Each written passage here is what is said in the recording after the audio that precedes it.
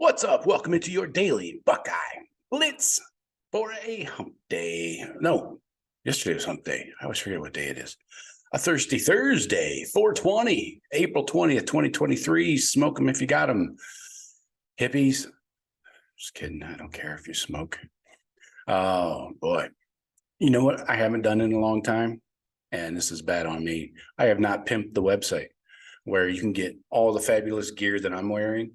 Got a bunch of new styles coming out. I'm working on some new designs, all created by me. Hats, shirts, bunch of stuff for summertime. So get in there, thebuckeyecast.com. Very simple, easy checkout process, 100% satisfaction guaranteed, free shipping over $50. And I keep the prices down. Everything's on sale right now. I believe we're at 25% off. So hop in there and get some good merch, some stuff for the summer season. So show your Buckeye pride. The buckeyecast.com. So today we're talking about the 2023 Ohio State offense. What does a two deep look like? After watching 15 practices, give or take, well, we didn't watch them in person, but after 15 practices and a spring game and all that, let's go through position by position what this depth chart probably looks like. Let me know, hit me up in the comments, email me, get me on Twitter, whatever. And let me know if you agree or disagree. This is my 2D, okay? And I think the coaches are probably not far off, but let me know what you think. Let's start with the quarterback, of course. You know, we didn't really get to see much of a contest, a competition between the two guys, but I got to go with Kyle McCord at this point. This competition will go into fall. Devin Brown is obviously the backup. Nobody took the job and ran with it this spring. But I think McCord has the edge because of his consistency. And you've heard Ryan Day preach consistency when talking about all position groups this offseason. So, well, preseason, I don't like offseason. So there's not a wide gap at all, but there is a gap, I think. And you got to remember, both guys were not working with many of their key pieces in the arsenal, in the offensive arsenal, you know, receivers, running backs. So this spring, somewhat limited, you know, the quarterbacks as well. And there's no definitive timeline to name a starter.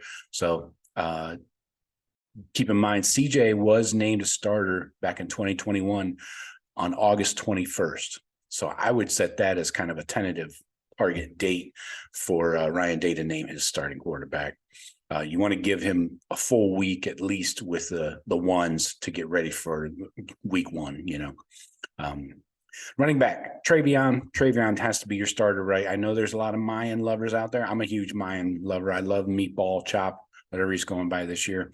Maybe something new like spare rib or something. But, you know, Travion, I see if he's healthy, I think we see another 1,200 yard season like he performed as a freshman.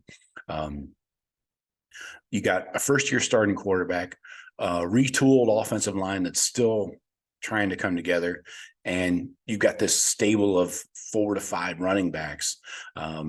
I think Buckeyes are going to lean heavy on the rush, especially early on in 2023's football season. So good luck to Tony Alford keeping all these guys on campus and keeping them, quote unquote, happy. I know he doesn't buy into that, but at some point you do have to feed everybody, I think. We know that you got 5 backs that want snaps and are willing to run the ball. But a healthy Mayan, healthy Travion is not going to they're not going to get jumped over. So you got Chip, Dallin, Evan. So I look for a big bounce back year for Travion, and he's been fully cleared for the summer and his off-season foot surgery. So again, I think Travion goes off. Look for him to have a breakout year, and it's contract year, 3rd year. You know, he could be looking to jump to the league after this season, so he'll be looking to prove some things. Wide receiver, the question here, we'll get into the I'll give you my starters and backups. Marv, Emeka, Julian, obviously. Backups, Carnell, Xavier Johnson, Jaden Ballard. This is the best and the deepest wide receiver core in the country, hands down, no questions. I don't want to hear about Texas, all you honks in the media, ESPN and the like. So I think there's a clear two deep coming out of spring, and I think Tate has cracked that two deep. He has passed the second year guys, in my opinion. Caleb Brown, Caleb Burton, Kojo, even. So I think that's your 6-man rotation. Now, how deep does Brian Hartline go in that rotation? Does he rotate 4, maybe 5? I don't know. I don't see him doing a 6-man. He just hasn't done it before. Zach Smith did back in the day, but I don't see it happening this year. But we'll see. You got Brandon Ennis coming in a few weeks, like 3 or 4 weeks. He'll be here in May. So when he joins the fray, what does that do to the rotation, and fall camp and stuff. So let's see what Hartline does with 6 quality receivers. O-line. Let's start with the guards. These guys are pretty much set in stone. No big surprises here. Donovan Jackson, Matthew Jones. Backups should be Enoch Vamahi and Ben Chrisman. They just need to develop depth. Enoch provides some depth. Just consistency has been his problem. He's a 4th-year guy. Ben Chrisman, let's see him develop, and maybe even more after that. Let's see if we can go 3 deep on that. Center. I think this is not quite set in stone, although I do feel pretty good about Carson Hinsman. He's been getting the bulk of the first team reps at center. Backup right now is Vic Cutler, but because you got Jacob James, 4th-year guy, recovering from shoulder surgery. So taking 0 snaps here in spring. So Hinsman does seem to have the leg up on both guys. But Cutler, let's see what happens with a full summer of conditioning and training with, Body by Mick, and see how he comes out the other end.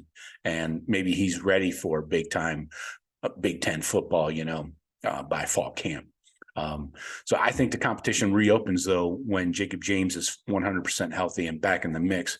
If that's not till late summer or fall camp, so be it. But I think that this 3-man competition reopens when everybody's healthy. So tackles, Josh Fryer at the left, no surprise. Zen Mahalski, I'm going with my starting right tackle. Backups, I got George Fitzpatrick at the left, Tegra Shabola at the right. And the right tackle is not settled. I'm not saying that, but that's what I would go with if we had to start a game right now today. That's why we got to go attack the portal and get some tackles in here for at least depth, if you can't get a starting quality guy. But the portal window is open through the 30th of April, so we got another week and a half. And Day hasn't named Josh Fryer the starter at left tackle, but he hasn't mentioned anybody else, at left tackle. Josh is making progress toward locking it down, but hasn't quite yet, and the coaches aren't willing to commit to that yet. So tight ends, we got to finish up with those guys. Pretty obvious here, the starter, Kate Stover. I think your number 2, your backup, when they go 12 personnel, Joe Royer, they're going to leave, like I said earlier, they're going to lean heavily on the rushing attack early in the season. Get Kyle comfortable at quarterback. So that brings the tight ends into play as a major part of the plan. I think your 3rd guy is G. Scott, and behind him you got some bigger bodied guys, Sam Hart, Bennett Christian, and Jelani Thurman, the true freshman.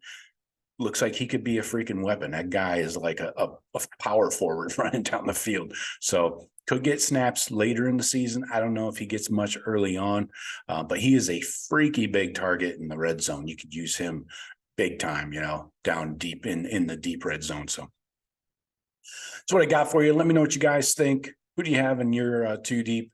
Let me know if you agree, disagree, all that. So I appreciate you. Don't forget, hit thebuckeyecast.com. Get your swag.